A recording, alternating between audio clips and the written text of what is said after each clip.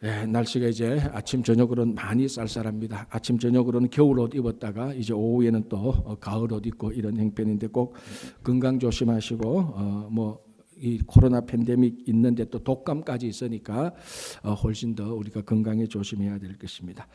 자, 이사야 33장을 보겠습니다. 이사야 33장은 1절 빼고는 아마 전체적으로 하나님께 기도하는, 이제 이게 이사야 선지자가 기도하는 것인데, 이사야 선지자의 기도를 통하여서 구원받은 백성들이 기도하는 그런 내용들을 우리들에게 보여주고 있습니다. 자, 1절은 33장 1절은 우리가 그 앞에 있는 내용과 좀 같이 맞물려서 아수르에 대한 심판을 간략하게 말하고 있습니다. 이렇게 되어 있습니다. 1절, 너 학대를 당하지 아니하고도 학대하며 속이고도 속임을 당하지 아니하는 자여 화 있을진저. 간단하면은 학대를 하고 속이는 자여, 이게 이제 아수르를 말하고 있는데, 너는 화가 있다. 너의 학대가 끝나고 속이는 것이 끝나면 이제 너가 학대를 당할 것이다라고 이런 심판을 말하고 있습니다.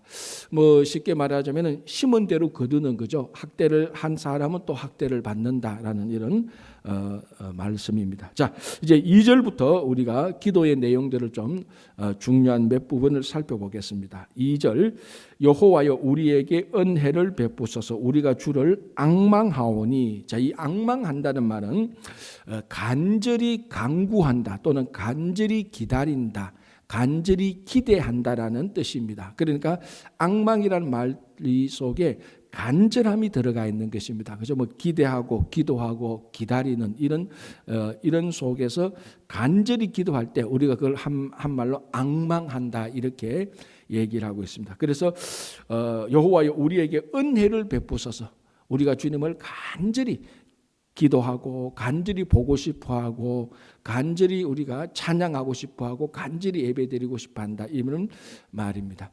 자, 그 이전에는 아수르나 아니면 애굽을 간절히 기대했던 사람들이 늘 있었죠. 일마 터지면은 애굽으로 가고 일마 터지면 또 다른 사람에게 가는 그런 간절함이 이제는 전부 다 하나님에게로 옮겨가는 겁니다. 하나님에게로 간절히 바라고 하나님께 간절히 기도하고. 그래서 하나님께서 우리에게 보시는 심령의 중요한 상태가 뭔가 하면은 몇 가지인데 그 중에 하나가 간절함이죠. 하나님께 대충 바라는 마음이 아니고 정말 하나님을 간절히 바라는, 우리 젊었을 때 사랑하는 연인을 간절히 바라는 그런 의미하고 마찬가지입니다. 그래서 우리가 주를 간절히 바라오니 앙망하오니 주는 아침마다 우리의 팔이 되시며 환난 때에 우리의 구원이 되소서. 그러니까 아침마다 팔이 되어 달라는 것입니다. 그러니까 이 말을 글자 그대로 우리가 만약에 받아들인다면 아침마다 환난이 있었고 아침마다 눈물이 있었고 아침마다 염려와 걱정이 있었다는 겁니다. 그래서 하루가 지나고 그 전날 하루 일정을 마치고 잠을 자고 아침에 깨면은 또 여러 가지 종류가 한 번 또 그 아침에 야 상쾌하다, 야 오늘은 참 좋은 날이겠다, 그런 마음으로 깨는 게 아니고 아침마다 일어나면 걱정과 염려가 있다는 것입니다. 무슨 염려든지. 그러나 그때마다 하나님께서 우리의 팔이 되어 주셔서 우리의 구원이 되어 주셔서 아침마다 우리에게 하루가 시작하면서 우리에게 다가오는 그 걱정과 근심과 우환을 하나님께서 팔이 되시고 구원이 되셔서 우리를 다 건져달라는 것입니다. 사실 우리가 지금 크고 작은 그런 걱정 염려거리가 없는 사람들이 없지 않습니까? 다 있지 않습니까? 그죠? 근데 그게 아침마다 일어나면은 또 그게 생각나고, 야, 오늘 또 이 일을 또 해결이 될지 안 될지, 그런 일이 있다 할지라도 그 아침마다 하루가 새로 시작되는 그 아침마다, 그러니까 하루가 시작되면 아침은 반드시 있는 것입니다. 그러면 아침이 반드시 있으면 아침마다 하나님께서 팔이 되어 달라 하니까 하루가 시작되면서 우리에게 다가오는 또는 그 전날 우리에게 남아있는 어떤 걱정과 염려도 아침마다 하나님께서 팔이 되어서 우리를 구원해 주시니 그날도 괜찮다 이 말입니다. 그죠? 자, 이제 그리고 3절 4절 보면은 여러 민족들이 망하고 흩어질 것이다. 아마 아침마다 팔이 되어서 구원을 베푸소서라는 그 큰 배경에 여러 열방들이 이스라엘 백성들을 괴롭혔기 때문에 그 괴롭힘 가운데서 뭐 경제도 어려워지고 삶이 불안해지고 이런 것들이 많이 있겠죠. 그러니까 하나님께서 아침마다 팔이 되셔서 그 여러 민족들을 다 흩어주시고 우리들을 보호해달라는 그런 의미가 있는 것입니다. 자, 그런데 한번 보십시오. 3절 4절 한번 더 읽어볼게요. 요란한 소리로 말미암아 민족들이 도망하여 주께서 일어나심으로 말미암아 나라들이 흩어졌나이다. 황충의 때같이 사람이 너희의 노량물을 모을 것이며 메뚜기가 뛰어오름같이 그들이 그 위로 뛰어오르리라 라고 이렇게 말하고 있습니다.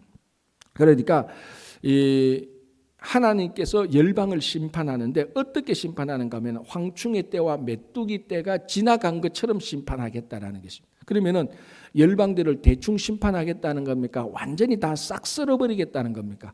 싹 쓸어버리겠다는 거죠. 여러분 드라마나 아니면 다큐멘터리 보면 특별히 이런 황충이나 메뚜기 때의 재앙이 중국 쪽에도 가끔 일어납니다. 그죠? 그런 어느 한 성에 있는 어느 도시, 어느 마을에 황충의 때 메뚜기가 한번 지나가고 나면은 메뚜기 한 마리, 두 마리는 하나도 겁나지 않습니다. 사실 뭐 옛날 얘기하면 메뚜기 구워가지고 뒷다리도 먹었는데, 아니 그 통째로도 먹었는데, 뭐 메뚜기 한두 마리가 뭐 겁이 납니까? 그러나 하늘을 덮을 만큼 메뚜기가 오면요, 그거는 재앙 중에 재앙입니다. 그 도시를, 그 마을을 싹 쓸어가고는데 지나가고 나면은 언제 여기에 나무와 꽃이 열매가 있었는가 의심이 들 정도로 다 쓸어가 버립니다. 그렇게 하나님께서 열방을 심판하겠다는 겁니다. 그러니까 열방을 반드시 심판한다.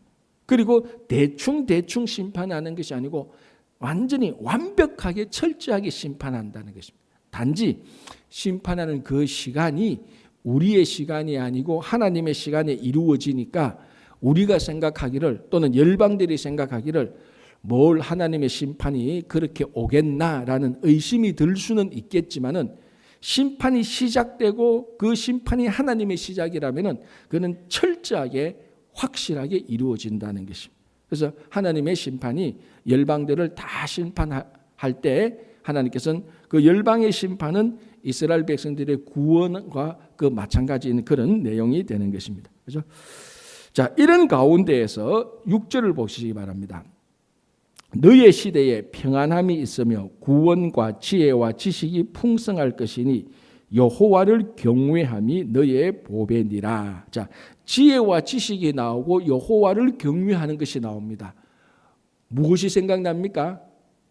잠언이 생각나죠, 그죠? 예, 잠언 전체의 첫 번째 핵심이 이거 아닙니까? 여호와를 경외하는 것이 지식 또는 뭐 지혜의 근본이다라고 말합니다. 그래서 지식, 지혜를 학교에서 공부 잘하는 것 이거하고는 비교할 수 없습니다. 우리 삶의 전 우주의 지혜의 근본이 여호와를 경외하는 것이었습니다. 그러니까 우리가 뭐 과학자들 얘기 들으면 우주의 비밀이 어디 있느냐, 뭐 원자, 분자의 비밀이 무엇일까, 뭐 우주는 팽창할 것인가, 뭐 어디까지 팽창할 것인가, 우주가 하나냐, 우주 밖에 또 우주가 있느냐, 정말 이야기를 들으면 들을수록 해롱해롱해져요. 하도 풀어야 될 게 많기 때문에.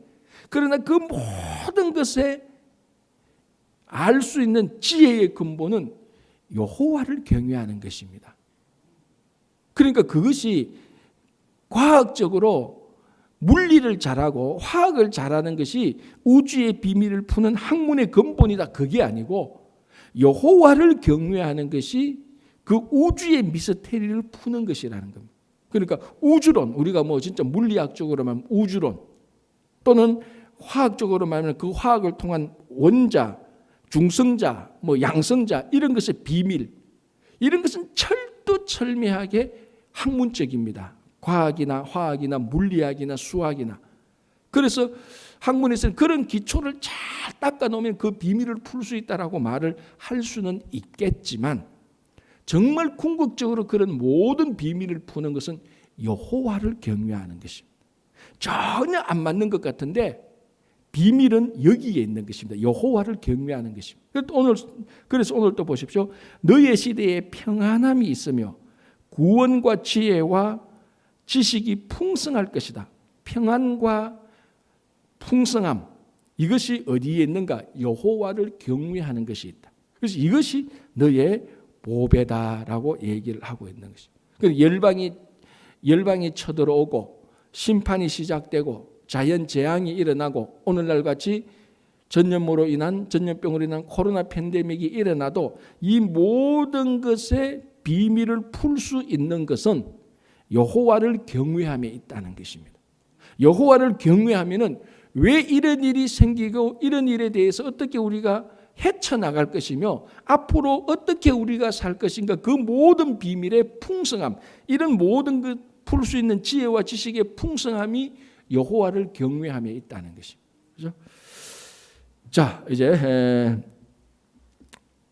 7절에서 9절 보겠습니다. 7절에서 9절을 보면은 이스라엘이 또, 그러니까 이게 지금 기도의 내용이니까 기도의 내용이 체계적으로 조직적으로 논리적으로 쫙 전개되는 게 아니고 이 기도했다가 저 기도했다가 이제 이렇게 나오는 모습인데, 7절에서 9절은 이스라엘이 침략당하는 모습을 보여주고 있습니다. 이스라엘이 침략을 당하지만은 하나님께서 어떻게 또 그 침략당하는 것에서 구원해 주는가, 그 내용이 일단 침략당하는 것이 7절에서 9절이고요. 그리고 10절을 보면은 하나님께서 또 침략당하는 이스라엘을 구원해 주시는 그런 내용이 나는데요.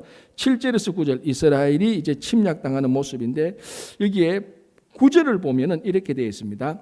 땅이 슬퍼하고 쇠잔하여 레바논은 부끄러워하고 마르며 샤론은 사막과 같고 바산과 갈멜은 나뭇잎을 떨어뜨리는 도다라고 말합니다. 그러니까 이스라엘 그 대적들이 침략해 와서 레바논, 그러니까 샤론, 바산, 갈멜과 같은 이런 도시를 황폐화시켜 버렸다는 것입니다.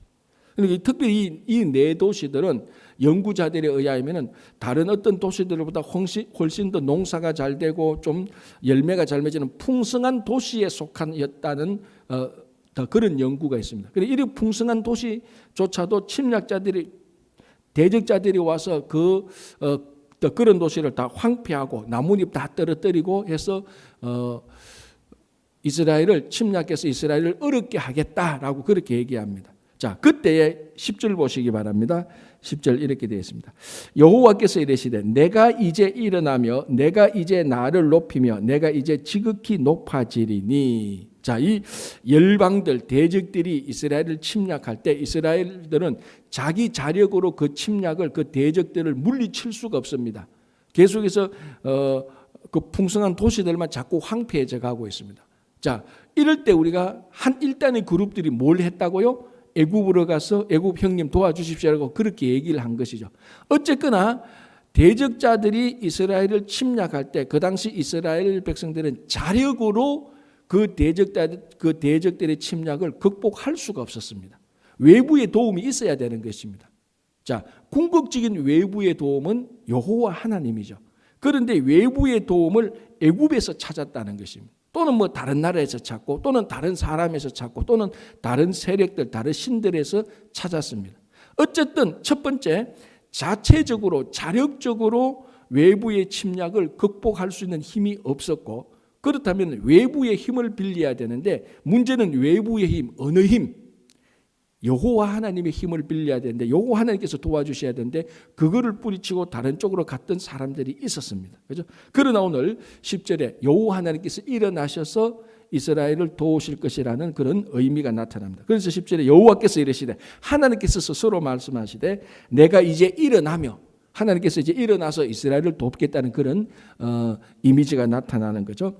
그래서 내가 이제 나를 높이며 내가 이제 지극히 높아지리니. 자, 이게 무슨 소린가 하면은 하나님께서 일어나셔서 이스라엘을 돕고 모든 그 대적자들로부터 이스라엘을 보호해 주시는, 그때 하나님의 권능과 이적이 나타나는 거죠. 그래서 결국은 하나님이, 여호와 하나님이 진짜 신이다라는 것을 모든 열방에게 보여주는 것입니다. 그리고 우리가 신약이나 구약에서 어떤 이적과 기사, 하나님의 권능이 나타나는 것, 이런 것들을 통해서 하나님의 자녀들을 살펴주시고 도와주시는 것이 목적이기도 하지만, 그에 따른 또 다른 중요한 목적은 이런 일들을 통하여서 많은 열방들이 진짜 신이 누군가를 알도록 하는 것입니다. 그러니까 우리가 지금까지는 하나님께서 나를 고쳐주시고 하나님께서 내게 은혜를 주시고 하는 여기에 초점이 많이 있었다면, 이 중요한 초점이 있었다면 요구에 못지않게 이제는 또 다른 하나님의 치유의 목적인 하나님을 알리는 것, 그것이 또 중요한, 우리들에게 맡겨주신 중요한 사명이라는 겁니다. 그렇죠? 자, 11절 12절 보면은 11절 12절을 보면은 하나님께서 이제 일어나셔서 이스라엘을 도와주실 때, 하나님의 자녀들을 도와주실 때 그 열방들의 모습은 어떻게 되는가에 비유적으로 말하고 있습니다. 그 열방, 하나님께서 나서 열방들을 심판할 때 11절, 너희가 결을 잉태하고 짚을 해산할 것이며 너희의 호흡은 불이 되어 너희를 삼킬 것이며. 무슨 말인가 하면 이 열방들을 심판할 때에 그 심판되는 그 비유적인 모습이 결을 잉태하고 짚을 해산합니다. 그러니까 결을 잉태하고 짚, 불태우면 없어지는 것. 그러니까 열매 없는 결을 잉태하고 해산했는데 고작 해산하는 걸 보니까 짚을 해산했다. 별 쓸데없는 아무런 열매 없는 그런 것을 해산하는 것처럼. 그리고 두 번째, 너희의 호흡은 불이 되어 너희를 삼킬 것이다 라는 것입니다. 그러니까 아기를 낳고 아기를 낳아도 아기의 모습이 짚밖에 안 되고 우리가 호흡을 하는데 숨을 쉬는데 이게 오히려 불이 되어서 우리를 삼킨다는 겁니다. 그러니까 노력하면 할수록 좋은 일이 생깁니까? 안 좋은 일이 생깁니까? 이 비유로는 안 좋은 일이 생기는 겁니다. 그렇게 육신의 고통을 당하고 아기를 낳았는데 보니까 고작 짚이야. 내가 숨을 쉬면 쉴수록 불이 막 내게 다가와. 그러니까 이 열방들을 심판하는 것이 얼마나 열방들이 하나님의 심판을 피하려고 노력하면 할수록 더 열방들의 심판은 심해진다는 겁니다. 그러니까 확실하게 열방의 심판을 받는다는 그런 의미를 말하고 있는 것입니다. 그리고 그 다음 줄에 12절, 민족들은 불에 굽는 횃돌 같겠고 잘라서 불에 사르는 가시나무 같으리로다. 사실은 어떻게 보면 같은 의미죠. 민족들이 불에 굽는 횃돌 같다. 그리고 불에 사르는 가시나무 같다. 뭐 태워서 없어지는 겁니다. 그죠? 그렇게 심판할 것이다. 자, 그런데 이렇게 심판하는 목적이 아까 제가 조금 전에 말씀드린 첫 번째는 하나님의 자녀들을 보호하고 지켜주시는 것이 목적입니다. 그리고 이 하나님의 자녀들을 지켜주시고 보호하는 것을 통하여서 또 다르게 나타나는 목적이 바로 13절이죠. 너희 먼 데에 있는 자들아 내가 행한 것을 들으라. 너희 가까이에 있는 자들아 나의 권능을 알라. 이런 일들을 통해서 가까이 있는 자들, 먼 데에 있는 자들, 하나님의 권능을 알아라. 먼 데에 있는 자들은 뭐 애굽이나 아수르나 바벨론이나 그 지역을 말하고, 가까이 있는 자들은 일단은 이스라엘 백성들, 그리고 이스라엘 백성들과 함께 있었던 이방 민족들, 뭐 블레셋, 모압, 에돔, 뭐 암몬, 이런 여부스 이런 사람들이 되겠죠. 그러니까 먼 데 있거나 가까이 있거나, 가까이 있거나 먼 데 있거나, 하나님께서 이스라엘 백성들을 돌보시고 인도하시고 열방들이 공격해도 그 헛된 것처럼 전부 다 만들어버리는 이런 일들을 통하여서 온 사람들, 먼 데 있고 가까이 있는 모든 사람들이 하나님의 권능을 알게 하겠다는 것입니다. 이것은 출애굽 때부터 계속해서 하나님께서 하신 말씀입니다. 출애굽의 중요한 목적은 이스라엘 백성들을 애굽에서 해방시키는 것도 중요하지만 그에 못지않게 중요한 것은 이 이스라엘을 애굽에서 해방시킨 분이 여호와 하나님이라는 것을 온 열방이 알도록 하겠다는 것입니다. 그래야 열방들이 또는 가까이 있는 민족들이 섬기는 그 신들이 전부 다 잡다한 신이고 우상이고 그 신들이 진짜 너희들을 도와줄 신이 아니다라는 것을 알게 되는 거죠. 그래서 진짜 참된 신은 여호와 하나님이라는 것을 알게 하기 위해서 이적과 기사가 막 나타나는 겁니다. 물론 그런 것들을 통해서 이스라엘 백성들을 돌보시고 보호하시는 거예요. 그것들이 지금 나타나는. 그래서 먼 데 있는 자들아 가까이 있는 자들아 하나님의 권능을 알고 하나님이 행한 것을 알아라, 이렇게 얘기를 하고 있습니다. 자, 이제 그리고 15절을 보면은 이런 심판들 가운데서 결국은 뭐 열방들을 심판한다든지 또는 이스라엘을 심판한다든지 어떤 심판이든지 이런 심판들 가운데 그 심판을 전혀 두려워하지 않는, 오히려 심판을 환영하는 사람들이 있습니다. 쉽게 말하면 구원받는 하나님의 자녀들인데요. 15절을 보면 그 사람들을 이렇게 표현하고 있습니다. 오직 공의롭게 행하는 자, 정직히 말하는 자, 토색한 재물을 가증히 여기는 자, 손을 흔들어 뇌물을 받지 아니하는 자, 귀를 막아 피 흘리려는 꾀를 듣지 아니하는 자, 눈을 감아 악을 보지 아니하는 자. 자, 이런 사람들은 심판이 와도 오히려 심판이 오면은 더 심판을 환영하는, 그래야 자기들의 올바름이 하나님 앞에서 증명되어지는, 하나님이 이 사람들을 올바르다고 증명해 주는 그런 날이 심판의 날입니다. 자, 어떤 사람들? 공의롭게 행하고 정직히 말하는 사람. 그러니까 이 땅에서 사람들의 오해를 받지만은 하나님 앞에서 정직히 살고 공의롭게 사는 자, 이 사람은 심판 때에 하나님으로부터 칭찬을 받는 자들이죠. 그죠? 자, 그리고 토색한 재물을 가증히 여기는 자, 남의 물건을 빼앗거나 강제로 착취한 것을 조화를 하고 가지는 게 아니고 그건 더럽다고 아예 손도 대지 않는 자. 그리고 뭐라고 말합니까? 손을 흔들어 뇌물을 받지 아니하는 자. 우리 말하면 정직한, 하나님께서 보시기에 가장 좋은 물질관을 가진 사람. 좀 더 나가면은 물질의 청지기 역할을 했던 사람. 아무리 재물이 많아도 이 재물이 불의한 재물이라면은 일체의 미련을 두지 않는 사람. 그러니까 뭐 오늘날로 말하면은 도박에서 돈 따는 것에 대한 일체의 미련이 없는 사람. 그러니까 갑자기 그 이야기가 내 이야기네 생각이 딱 들죠. 토색한 재물을 가증히 여기는 자니까 내하고 상관없는 것처럼 생각하는데 이게 도박에서 벌어들이는 소득이라 그거 괜찮은데 이런 생각이 드는 거예요. 뭐 카지노 가서 다 도박이죠. 화투를 치거나 다 도박이죠. 사실은 그런 그 전체를 다 말하는 거예요. 토색한 재물을 가증히 여기는 자는. 그러니까 내가 소득이 많고 적음을 떠나서 정당한 방법으로 벌어들이는 것을 진짜 소득이라고 여기는 사람. 여러분, 이게 우리 성도들한테 굉장히 중요한 겁니다. 그죠? 굉장히 중요한 거죠. 우리는 물질의 많고 적음을 보기 이전에 정당한 방법으로 소득을 벌이는 것, 그거 하나님께서 굉장히 중요하게 보는 겁니다. 그래서 하나님께서 우리의 물질관을 보는 것이죠. 그죠? 그래서 토색한 재물을 가증히 여기는 자, 같은 맥락으로 뇌물을 받지 아니하는 자. 이제 뭐 좀 공무원에 좀 높은 계급이 있거나 특별히 뭐 세무 쪽에 있는 사람들, 늘 그런 쪽에 유혹이 있지. 경찰이나 이런 쪽에 있는 뭐 어떤 거 인스펙션 할 수 있는, 다른 사람 위에 서서 밑에 아래 사람을 감시할 수 있는 사람들한테는 언제나 뒤로 들어오는 뇌물의 유혹이 항상 있습니다. 그것에 그런 뇌물에 대해서 전혀 마음의 미련을 두지 않는 자, 이런 것을 말하는 거죠. 그리고 귀를 막아 피 흘리려는 꾀를 듣지 않은 자, 아예 음모론, 선동, 다른 사람을 해치려고 하는 그런 꾀를 아예 듣지를 아니하는, 아무리 흥미롭고 아무리 거기에 사람들이 많이 모여서 쑥덕쑥덕해도 얘기를 들어보니까 이 사람을 해치는 모임이야. 아예 길을 막아서 가지도 않는 자. 얘기를 들어보니까 이건 누구를 비방하고 이건 누구를 욕하는 거야.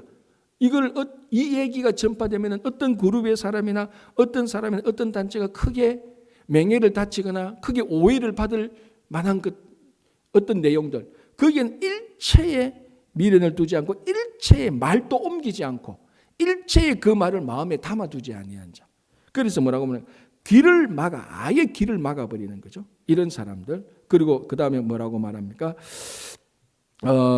길을 막아 피하려는 꾀를 듣지 아니하는 자. 그 다음에 눈을 감아 악을 보지 아니하는 자. 같은 의미죠, 사실은. 그죠?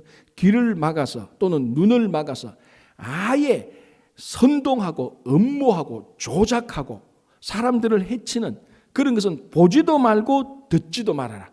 그거하고 똑같다. 이런 사람들이 나중에 심판을 할 때 하나님 앞에 바르게 설 수 있을 것이다 라고 말을 합니다. 자, 17절부터 24절을 가만히 보면요, 이게 하나님께서 성도들에게 주는 비전의 내용들이 굉장히 많습니다. 그래서 뭐 이걸 한 구절 한 구절 보기보다는 크게 흘러가는 그 비전을 좀 보겠습니다. 비전이란 게 보는 것 아닙니까? 그죠? 그래서 오늘 17절부터 끝절까지 보면은 하나님의 나라가 회복될 때 하나님의 자녀들이 볼 수 있는 것, 그걸 미리 보여주고 있습니다. 자, 17절. 너의 눈은 왕을 그의 아름다운 가운데에서 보며, 그러니까 뭘 봅니까? 왕을 아름다움 가운데서 본다. 왕의 아름다움을 본다는 겁니다. 자, 우리 한국 사람들의 신앙의 장점과 단점이 있습니다. 그죠? 많은 장점들이 있습니다. 어느 민족, 어느 단체 못지않게 한국인들은 신앙에 많은 단점이 있어요. 많은 장점이 있습니다. 그러나 단점이 하나도 없을 리는 없죠. 좀 약한 부분이 있습니다. 그 약한 부분 가운데 지금 우리가 이제 회복시켜야 되는 부분 가운데 하나가 영적으로, 표현에 약간 오해는 있을 수 있지만 어쨌든 영적으로 미적 감각을 회복시켜야 되는 것입니다.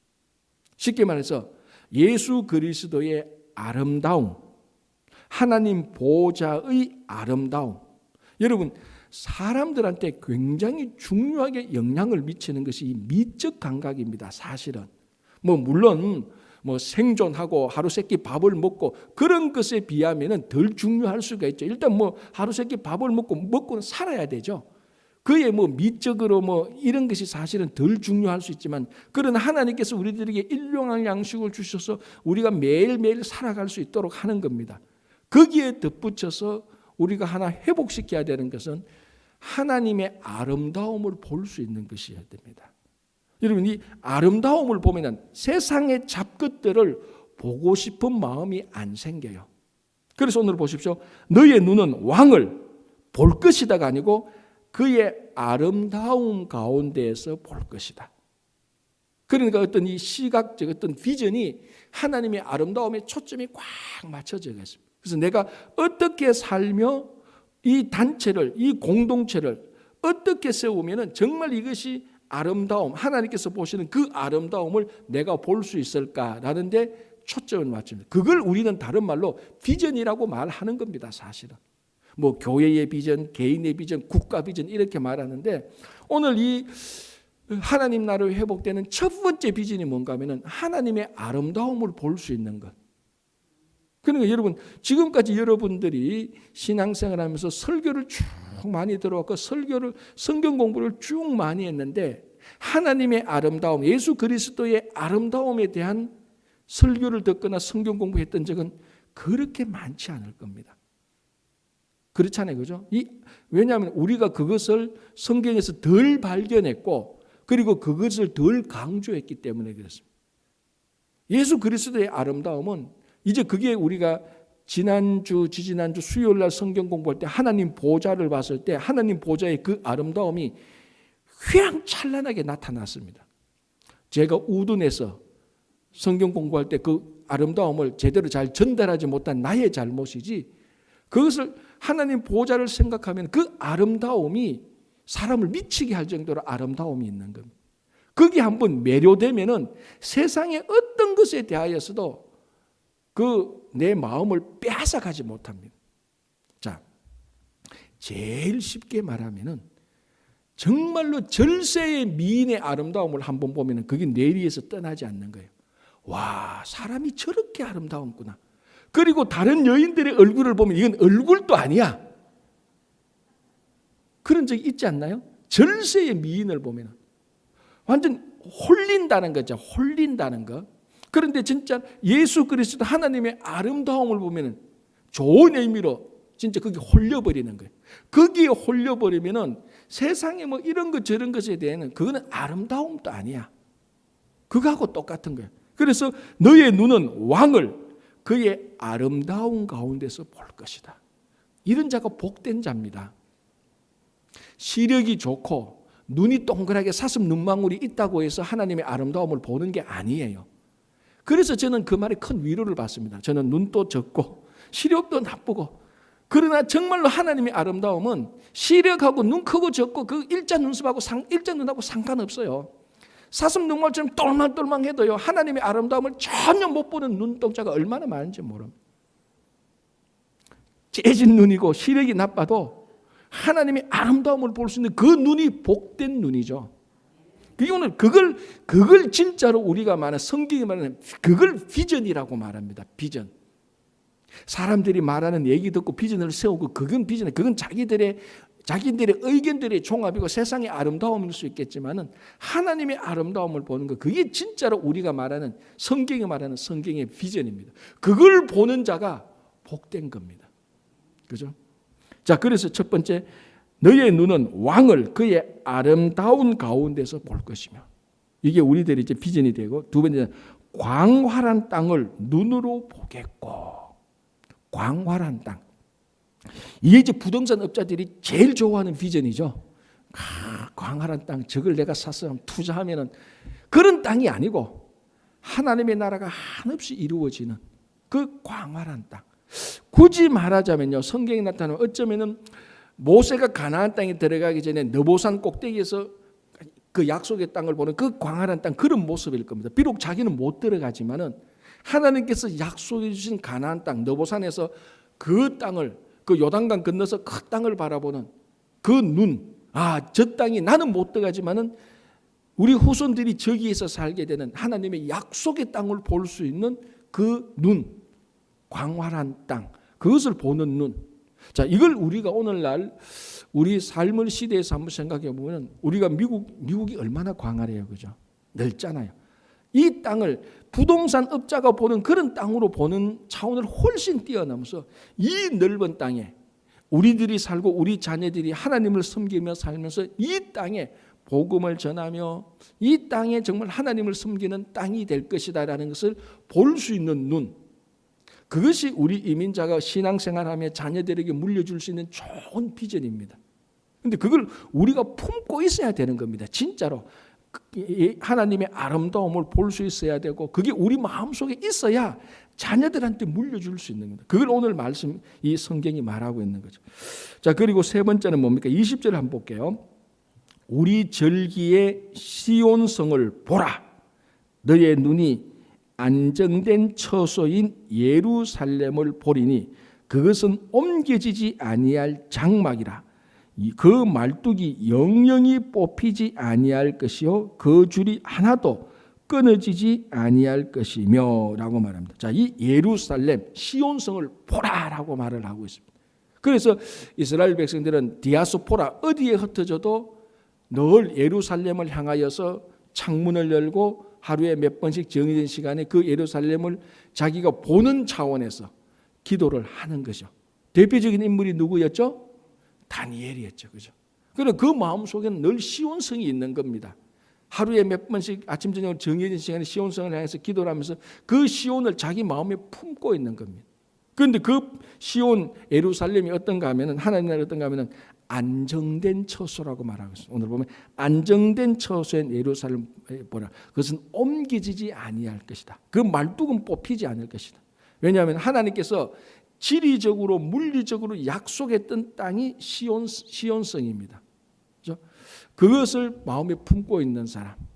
자, 이게 이제 또 우리가 좀 살짝만 해석한다면 오늘날 물리적인 예루살렘하고 일치시킬 수 있느냐는 데에 대해서는 여러 가지 이견이 있습니다. 우리가 신약에 살기 때문에.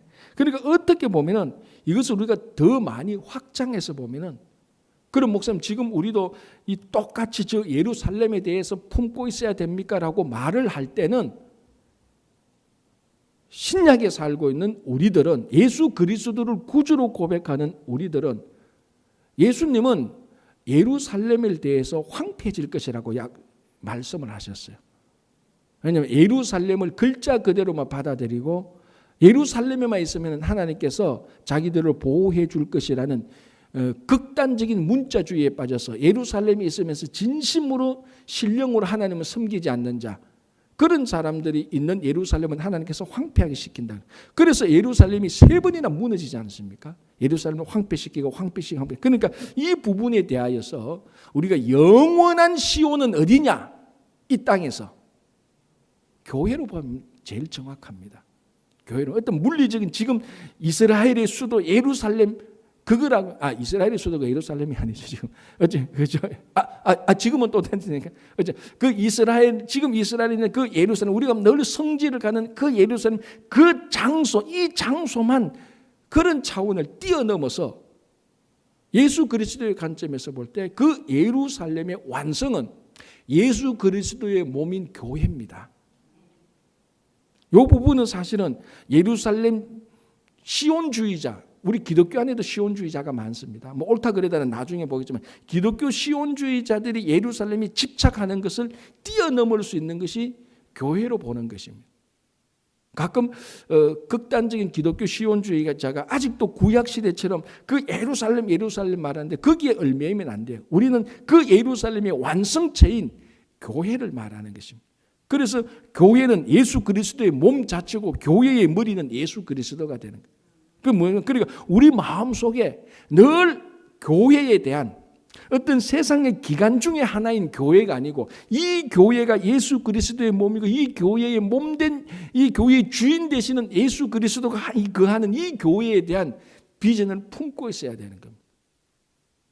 그렇게 바라보는 교회하고 학교나 병원이나 보건소나 공공기관으로 보는 교회하고 교회는 완전히 다른 기관이 되는 겁니다. 우리는 이런 시온 예루살렘을 완성시키는 이런 교회로 볼 수 있어야 되는 겁니다. 그렇죠? 자, 또 하나 보겠습니다. 21절 여호와는 거기에 위엄 중에 우리와 함께 계시리니 그곳에는 여러 강과 큰 호수가 있으나 노젓는 배나 큰 배가 통하지 못하라. 대저 여호와는, 자 이제 여호와를 보는 비전이 또 중요하죠. 그죠? 대저 여호와는 우리 재판장이시요 여호와는 우리에게 율법을 세우시니요 여호와는 우리의 왕이시니 그가 우리를 구원하실 것입니다. 결국 여호와께서 우리를 구원하신 것을 못 보면 그거 아무 소용이 없습니다. 그런데 우리를 구원하신 여호와의 세 가지 기능이 나타납니다. 첫 번째 뭡니까? 우리의 재판장. 두 번째는 뭡니까? 율법을 세우고 세 번째는 우리의 왕이다. 여기에서 뭐가 나왔습니까? 입법, 행정, 사법이 다 나온 거예요. 참 신기하죠. 재판장 뭡니까? 사법이잖아요. 율법을 세우는 것은 입법입니다. 국회 기능이에요. 왕은 뭡니까? 행정이에요. 이게 오늘날 민주주의 시스템이 똑같이 그대로 들어가 있어요. 제가 억지로 끼워 맞추는 게 아니잖아요. 여호와는 우리의 재판장이다. 사법 기능이잖아요. 그리고 뭡니까? 우리에게 율법을 세운다. 국회가 입법을 해서 법을 세우는 겁니다. 결국 뭡니까? 행정은 뭡니까? 통치하잖아요. 다 세운 법을 실제로 세우고 판결했던 법을 실제로 집행하는 행정기관, 그게 통치자 아닙니까? 그러니까 재판장이요 법을 세우는 자요 왕이시요. 그게 민주주의에서는 이것이 분리되어서 서로 견제하도록 되어 있지만은 이것이 통합되는 것은 여호와 하나님에게서 다 통합되는 겁니다. 사람들은 왜 분리시켜 놨습니까? 사람들이 입법, 행정, 사법을 다 거머쥐면은 완전히 독재자가 되니까 독재자가 되지 않기 위해서 분리시켜 놨습니다. 서로 견제하도록. 그러나 원칙은요, 이것이 하나가 합쳐져야 되는 거죠. 근데 이 사람들이 가지고 있는 이 시스템에서 이걸 합치면 그거는 100% 독재자가 나올 수밖에 없습니다. 그러나 여호와 하나님에게는 입법, 행정, 사법이 합쳐지게 되어 있습니다. 전지전능하신 하나님께서. 그래서 그분이 우리를 구원하시는 것. 그 비전을 보는 겁니다. 세상의 모든 기능과 권한과 권세를 가진 입법, 행정, 사법을 한 손에 쥐고 계시는 여호와 하나님. 그분이 이 땅에 오신 예수 그리스도를 우리가 보게 되는 거예요. 이게 비전이죠, 비전. 자, 마지막으로 하나만 보겠습니다. 24절.